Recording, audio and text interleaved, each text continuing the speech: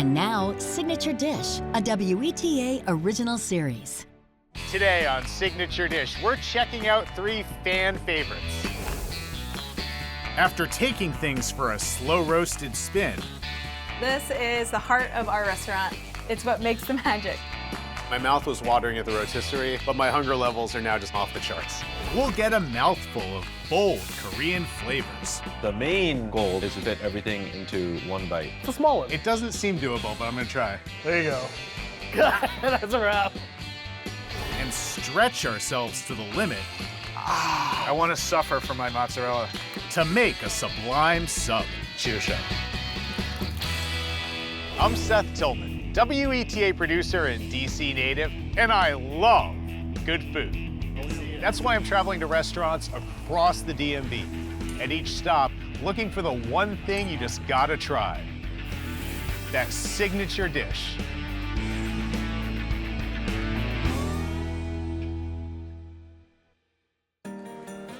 Our first hot tip from viewers like you leads us to the Eastern Market section of Capitol Hill to pay a visit to the Duck and the Peach, a new American restaurant opened by accomplished restaurateur Hollis Wells Silverman.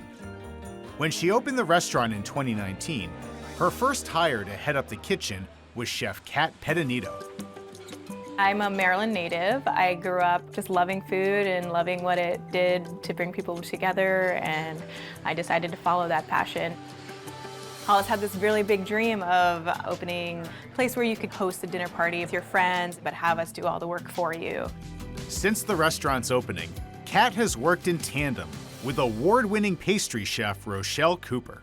Kat was looking for a pastry chef to head up the Duck and the Peach, and I couldn't wait to have that conversation. I really was drawn to the women-led and operated aspect of the business. Kat and I have always worked well together. Our flavors are very similar and our styles are very complementary. The Duck and the Peach draws heavily on California and New England culinary traditions. For me, California cuisine is fresh ingredients, locally sourced with a French twist. We really like to bring those bright, vibrant, fresh flavors from California cuisine with the homey dinner party flavors and textures from New England.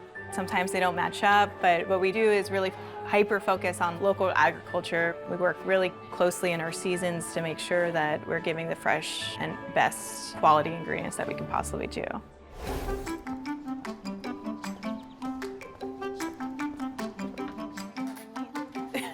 Kat, Seth! good to meet you. Nice to meet you too. Rochelle. Lovely to meet you. Welcome to the Duck and the Peach. Well, I'm excited to be here, and it's the Duck and the Peach, so I'm guessing there's some duck on offer today? Yes, we're doing our signature dish, our rotisserie duck with a warm panzanella salad. Ooh, that sounds really good. And I've got some really great sides to go along with it that actually utilize all the parts of the duck. So Seth, why don't you come with me and I'll show you our rotisserie. That's awesome, let's do it. Okay, Seth, so this is the heart of our restaurant. This is our rotisserie rotisserie. This is what cooks all of our ducks here at the Duck and the Peach. It's what makes the magic. Wow, talk about magic. That is really a sight to behold. So with the ducks, we brine them for about 36 hours, then we blanch them, and then we hang them for another 24 hours. That allows the excess water to drip out and the flavor to concentrate. So as they're roasting on a rotisserie, it's a pretty high direct dry heat, and it's kind of imitating a slow cooking process. So it's able to render the fat and crisp up the skin. And even as you were talking, I can hear a little bit of crackling as the fat is dripping off. And are these ducks coming from around here?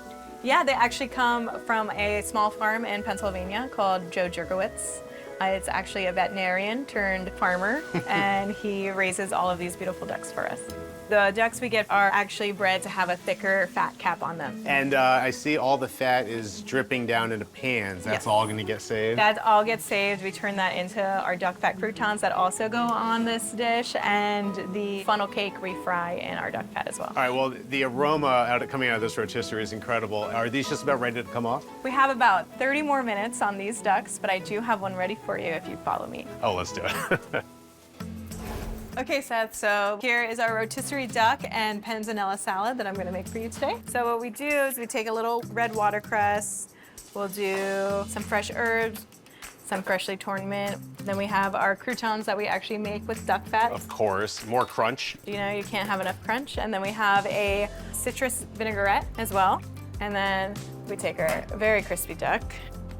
We take all of our dark meat off, and that's what we're putting into our panzanella salad.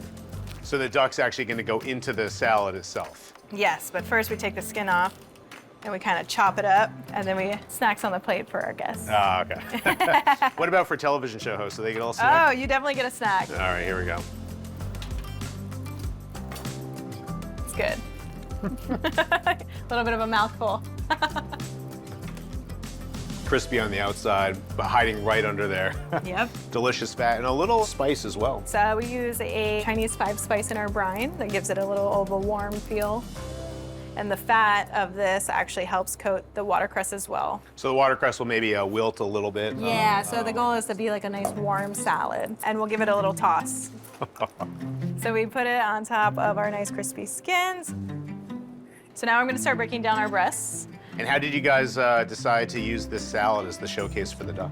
So we are a California-inspired restaurant, and one of California's most prestigious institutions is Zuni Cafe in San Francisco. And they have a similar set, but done with a rotisserie chicken. All right, so you guys putting your own little twist on it with the duck. Yes. And then we're gonna place it right here. Then we're finishing off with that second breast. All right, my mouth was watering at the rotisserie, but my hunger levels are now just going off the charts. Thank you. I can't wait to try it.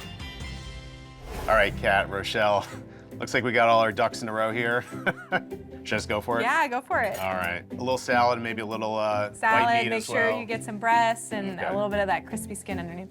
The moment of truth is at hand. Get a little crouton as well, get everything? Yeah, One bite? one full bite. It's good, right?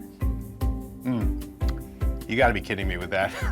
It is warm, it is comforting. The richness of the duck, though, is complemented really nicely with that citrus vinaigrette, a little herbaceousness. Knocked it out of the park. Amazing. I'm glad you liked it. All right, I gotta try a little bit of this white meat as well, and I can just see that fat cap you were talking about underneath the skin. Yeah, definitely. Wow. I can see why you guys made this an anchor of your restaurant. And are these other dishes, are these utilizing the duck as well? Yeah, they are. So this is our duck liver pate and our potato funnel cake. Ooh, funnel cake. Well, maybe I'll save the dessert for last. How is the pate prepared? So we make almost a custard base with eggs, with a little bit of wine and butter. And then we cook it low and slow in a steam combination oven. And then once it's done, we'll butter it on the outside. It's served with a mandarin jam on the bottom, as well as with our house-made Panda Cristal bread. More rich duck flavor. And a little sweetness, too, from the mandarin. That's kind of straddling the world of savory and pastry right there. Yes, that's exactly what it is. And then funnel cake, obviously. So funnel cake, funny thing you said dessert. It's actually not a dessert. It is savory, but this is 100% Rochelle's creation. So our potato funnel cake was inspired by all the excess duck fat that we are using now to fry our potato funnel cake in. And all the flavors from the duck, from the brine, are like imparted into that fat. Underneath it is a white truffle Mornay sauce. And on top, a little bit of black Perigord truffles. It's just fantastic. Well, if I were ranking problems in the world, having a glut of duck fat would probably be one of the best problems to have. It is. And imagine a lot of times the pastry program, the savory program are kind of siloed, but it looks like the two of you work together really well. Yeah, I think that it kind of speaks to us just being friends for a number of years. Yeah. Every day we get to collaborate kind of with our best friend. Yeah. So hopefully it translates to our food. Oh, it translates through and through. And I cannot wait to come back to see what you guys do with duck next. Thank you so much. Of course. Thank you. Thanks for coming.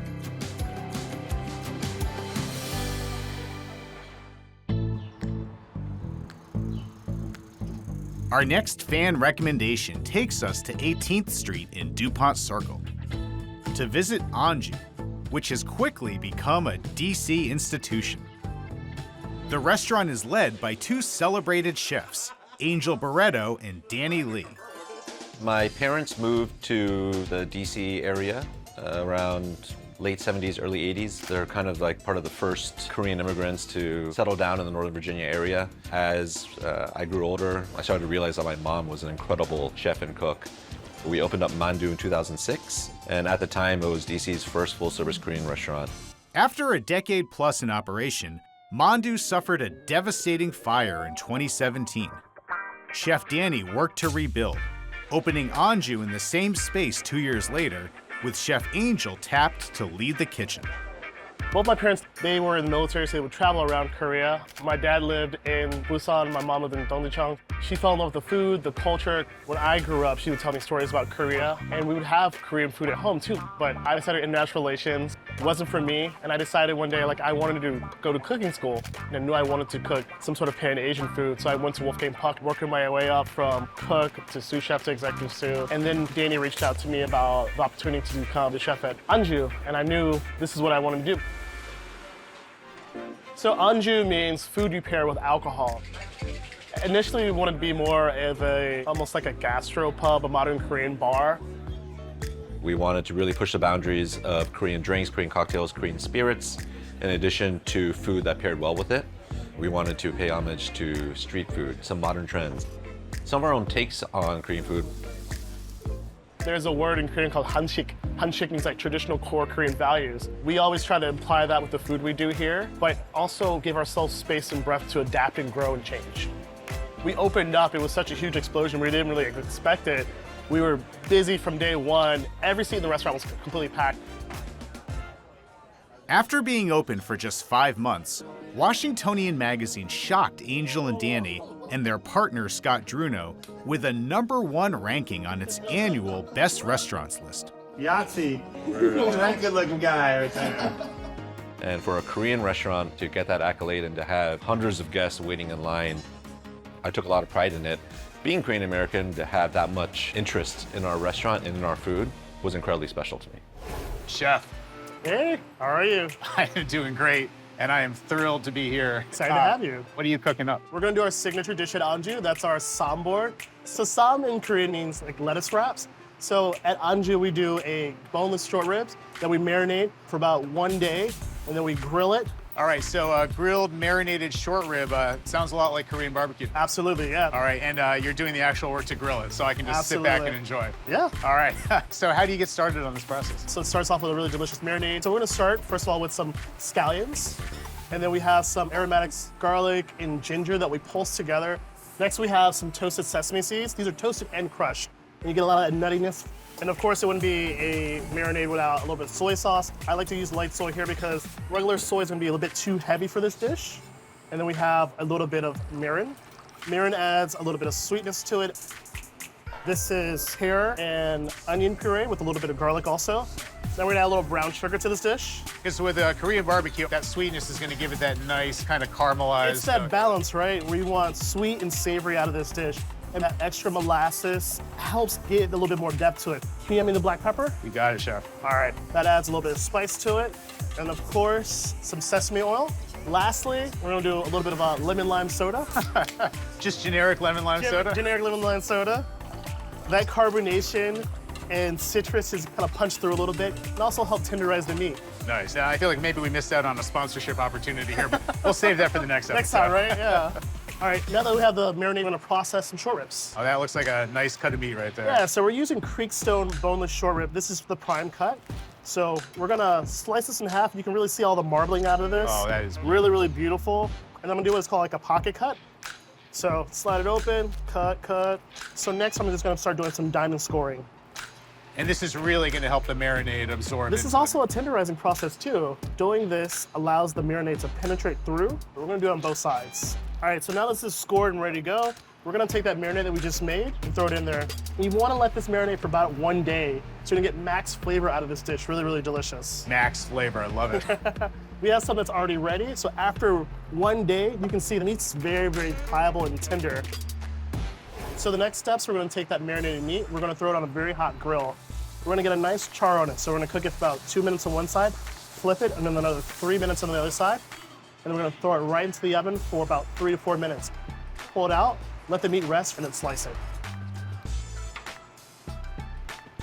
So now we're gonna assemble our sambor. We're gonna take some toasted sesame oil and samjang, red leaf lettuce, perilla, and some other accoutrements like roasted garlic, crispy shallots. After that, we're ready to enjoy the soundboard. All right, Angel, Danny, this looks incredible. Looks like the drinks are a little far away from me, though. What's the story here? We wanted to kick things off with a Korean drinking game called Titanic. So what we're gonna do is we're start with this delicious Korean beer, and then you just wanna pour about halfway through, but considering that Angel and I both think that you're gonna lose, I might put a little bit more in.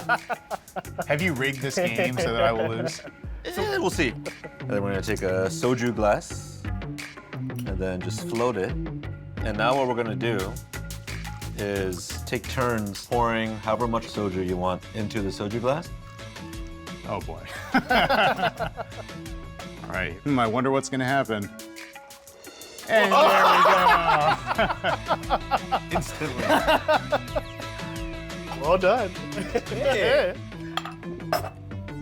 On an empty stomach, no There less. you All right, so how do we start to attack this soundboard here? I think I'll make you my preferred way to perfect doing bite. it. So we're gonna take a little leaf of lettuce. We're gonna stack the sesame leaf.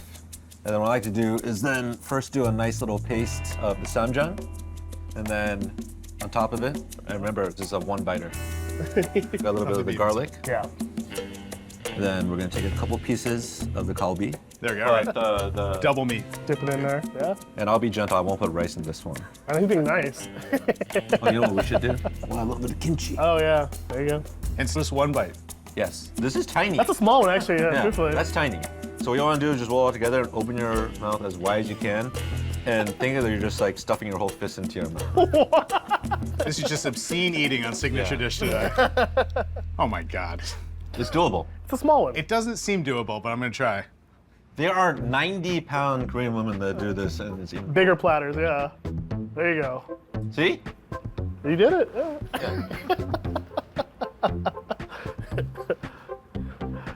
God, that's a wrap. I really can't do it. We're not screwing with you. That's what you're supposed to do. Yeah, legit, this is how we do it. Keep chewing.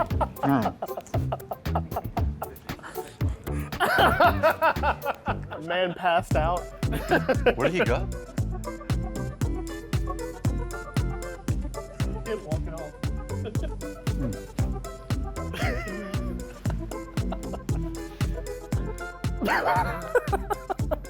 B for effort. Got it down. There you go. Honorary Korean. B for effort, D for execution. No, A for effort. You went after it. That was great. But I have to say, as embarrassing as that bite was, the flavors are incredible. The sweetness of the marinade has created such a nice crust. And the herbaceousness of the leaf, the kimchi, just a lot of exciting flavors. Yeah, I mean, for us, we think that's a hallmark of Korean cuisine. Korean dining, it's okay for a dish to have just one note, mainly because you have something pickled, you have the freshness from the fruit, you have the lettuce, you have the bitterness and earthiness coming from the sesame leaf, and then you have the funk coming from the samjang, right? And all together, it creates this beautiful harmony that is honestly so unique to Korean food. Yeah, it really encompasses like what the beauty of Korean food is. Normally in Western cuisine, we want to fulfill everything in one box. While in Korean food, kind of build your own adventure. Make food adjust to you. Well, this place is fun. The food's amazing. I'm done with my bite now. I'm ready to go in for a lot more. Thank you guys so much. No, Thanks thank for you. coming. All right, now for some soju. Let's do it.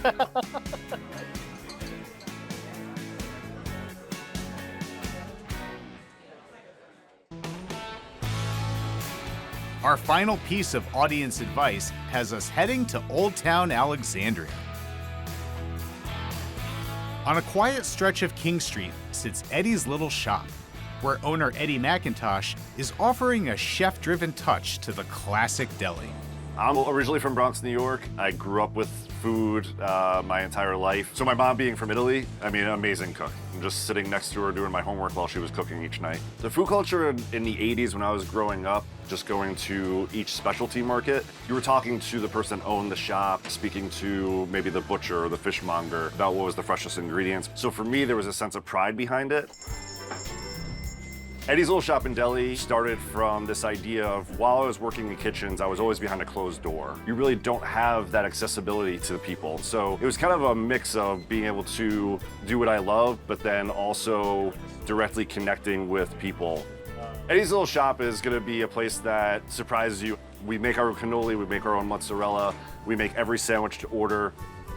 Across from the deli, Eddie's also offers hard-to-find grocery items, many imported directly from Italy. And the shop is awash in nostalgic touches. I brought in things that I had in my childhood collection in my attic, in my basement, because I want people to feel like there's a connection. You know, feel like maybe they walked in here 20 years ago and don't remember it. About 2 months before we had my daughter, we opened up Eddie's, my wife and I. So Emma is just as much of the shop as anything. For me, it's not just about the business, it's about growing together. Eddie, Seth, good to meet you. good to meet you. How are you? Oh, I am doing great because I love sandwiches, I love subs, but no meat, no bread.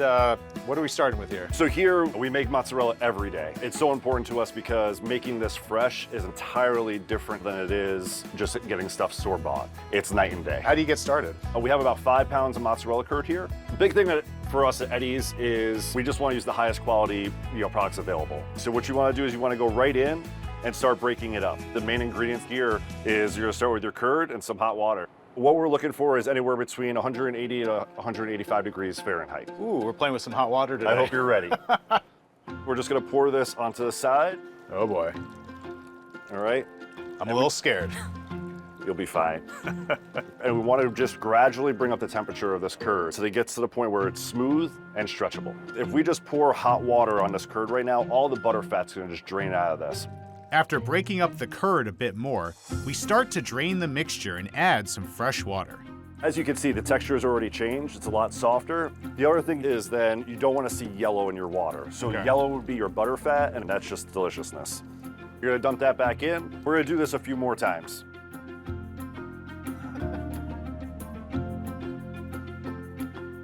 Here's where we're gonna add our salt, okay? We're gonna add a little bit more water. And this time I think we're really gonna be feeling it? Yes, we should. All right, here we go. How's it feel? Hot. Very, very hot. You get used to it, all right? Do you feel yours kind of coming together a little bit more? It's starting to congeal a little bit. All right, so in we're a good almost way. kneading it like a dough. That's gonna kind of help cycle the water through. All right, very nice. All right, a little bit more water. What do you think? Sure, yeah, why not? Let's go scalding this time. Oh, God. That is no joke. So if you do want to use the spoon. I did not want to use the spoon. All right. I want to suffer from my mozzarella. All right, so all right, we're kind of turning it into a raft. So if you kind of pick it up right now, it's gonna end up becoming a lot smoother, right? And coming together. I don't think I've achieved raft-like status just yet. All so right, keep and that's pressing. fine. And this is where we keep adding more water, okay? God, no. What are you doing to me, chef? Great thing about this is you can't do it wrong, right? So at the end of the day, You might find out that's not true.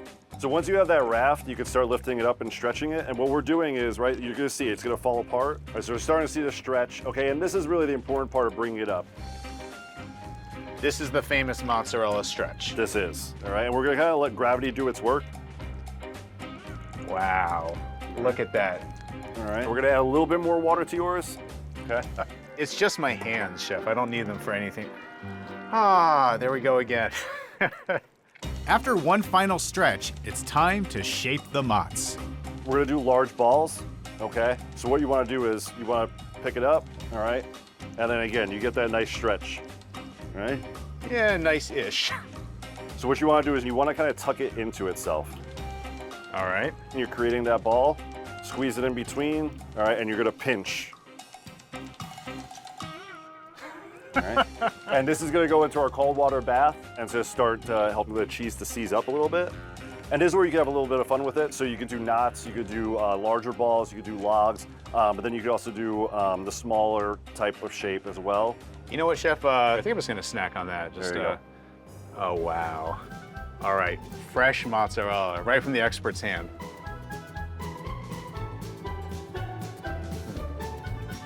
Well, Chef, that's some dynamite mozzarella right there. Okay. I'll be coming back here soon for some remedial instruction. Well, thanks for making me look good. Why don't we take some mozzarella right now and walk over and make a sandwich with it? Sounds great, let's do it.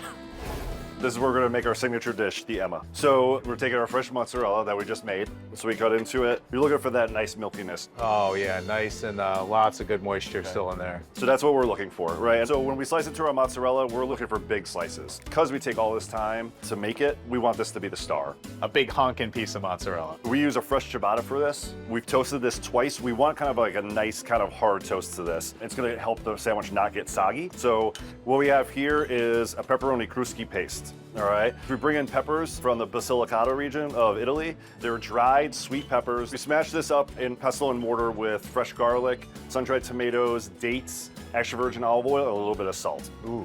So besides the pepperoni cruschi, we have our mozzarella. So we put that down. For all that work that we did, we have to enjoy it. On top of that, if you don't mind me handing the pesto, as we make it fresh daily, it's also nut-free. So we're gonna do our fresh arugula to add a little bit more sweetness, a little bit of a fig glaze. Ooh. So we top it off with the ciabatta, and then let's dig in. Time to eat. That's it. Beautiful. To you, Seth, to Emma, thank you so much. Cheers, Chef.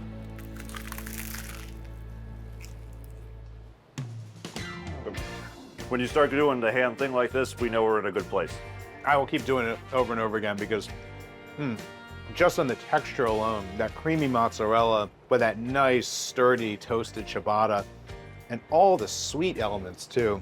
That was a really, really great sandwich. Thank you, Seth. With excellent mozzarella, great layering, and a chef's mentality, it kind of balances itself out. And mozzarella is an interesting cheese too because the flavor is not overpowering, but you can just taste the freshness.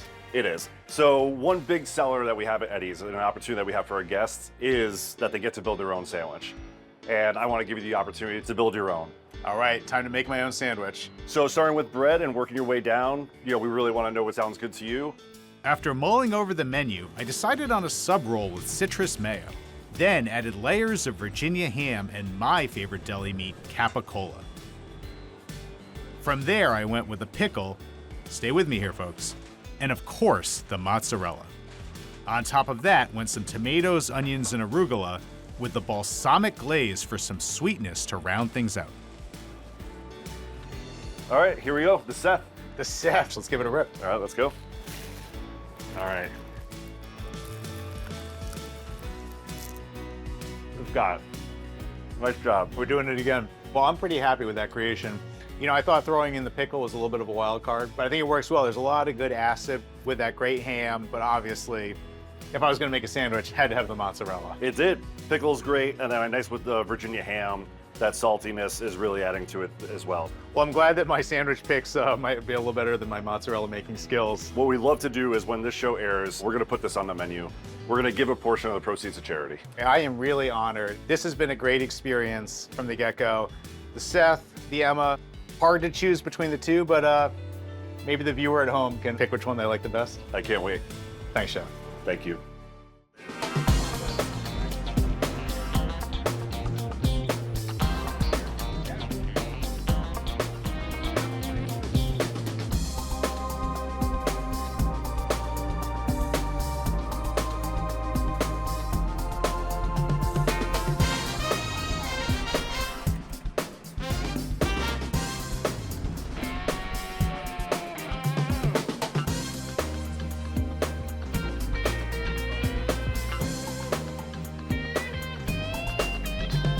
To find out more about great food in the Washington metro area, visit WETA.org/signature dish.